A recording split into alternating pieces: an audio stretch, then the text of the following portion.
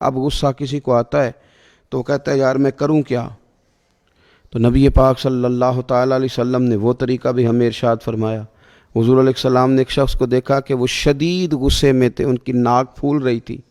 تو اللہ کے محبوب صلی اللہ علیہ وسلم فرماتے ہیں کہ میں ایک ایسا کلمہ جانتا ہوں، اگر یہ شخص وہ کلمہ پڑھے تو اس کا یہ مسئلہ حل ہو سکتا ہے، غصہ کنٹرول میں آ سکتا ہے۔ یا رسول اللہ وہ کلمہ کیا ہے؟ تو حضور نے فرمایا اعوذ باللہ من الشیطان الرجیم۔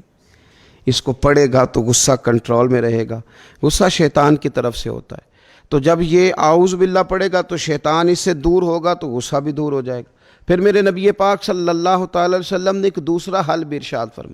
فرمایا جب تمہیں غصہ آ جائے تو خاموش ہو جاؤ۔ مسند امام احمد بن حنبل میں حدیث موجود ہے، اس لیے کہ جب آپ خاموش ہو جاتے ہیں تو بہت ساری ایسی باتیں جو غصہ آپ سے کہلوانا چاہتا ہے وہ رک جاتی ہیں، بہت سے ایسے کام جو غصہ آپ سے کرانا چاہتا ہے وہ رک جاتے ہیں، اور کئی دفعہ غصے میں آپ وہ کچھ کہہ دیتے ہیں اور ایسے لوگوں سے کہہ دیتے ہیں کہ لفظ بھی واپس نہیں آتے، اور ان بڑوں کی، ان معزز لوگوں کی، ان خوبصورت لوگوں کی جن کا ادب ہمارے ذمے تھا، ان لوگوں کی ہم کچھ ایسی بے ادبیاں کر بیٹھتے ہیں جن کے پھر دل دوبارہ جوڑنے مشکل ہو جاتے ہیں۔ غصہ آنے پہ خاموشی اختیار کی جائے، اپنے آپ کو سنبھالا جائے، ان جملوں کو کنٹرول میں کر لیا جائے کہ جو اگر اپنی زبان سے نکلیں گے تو سامنے والے کے دل کو، اس کی روح کو چھلنی کر دیں گے، اس کو وہاں لا کے کھڑا کر دیں گے کہ جہاں وہ بڑی تکلیف محسوس کرے گا۔ اسی طرح اللہ کے محبوب صلی اللہ تعالیٰ علیہ وسلم نے غصے کے موقع پر وضو کرنے کا بھی حکم ارشاد فرمایا،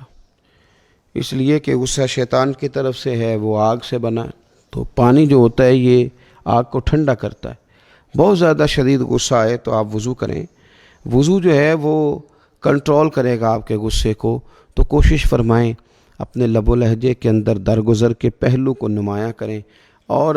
امام غزالی رحمۃ اللہ علیہ نے ایک اور بات بھی لکھی ہے، وہ فرماتے ہیں خوف خدا ہو تو غصہ ویسے ہی نہیں آتا، وہ فرماتے ہیں للہیت زیادہ ہو تو غصہ ویسے ہی نہیں آتا، توجہ رب رسول کی طرف بڑی ہو تو پھر بندہ اپنے اوپر ہی ناراض زیادہ ہوتا ہے، لوگوں پر ناراض کم ہوتا ہے۔